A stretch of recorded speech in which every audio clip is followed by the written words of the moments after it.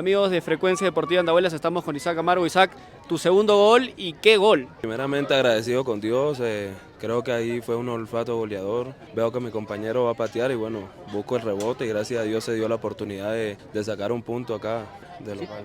Si no me equivoco, es el partido que tienes más minutos, ¿no? Te toca jugar 45 minutos. Sí, la verdad es el partido que más he jugado, pero bueno, para eso nos preparamos, para estar siempre activos y aportarle al club. Se armó una greña después del partido. ¿Qué es lo que reclamaban los jugadores de Melgar?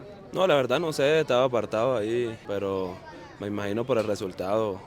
De pronto vinieron a buscar los 3 puntos y al ver que se le va de las manos, pues pronto hubo altercado. Se durmió la defensa de entrada, estabas completamente solo en ese rebote. ¿Es algo que siempre haces? ¿Vas a buscar el rebote siempre? Sí, claro, la verdad, he hecho muchos goles así, siempre busco el rebote y es un tiro complicado también que hace mi compañero y bueno, el arquero no puede encajonar bien y la suelta y me queda ahí. Bien, Isaac, muchas gracias. Y una última, ¿no? ¿Qué decirle a la gente para que siga viniendo a apoyarlo? No, como siempre digo, ellos siempre vienen, nos apoyan, que nos den buena energía, ¿sí me entiende? Porque trabajamos siempre fuerte para darles alegrías a ellos y a veces no es que nos traten muy bien, pero la verdad seguir adelante y que nos apoyen. Bien, bien, Isaac, muchas gracias. Vale, muchas gracias.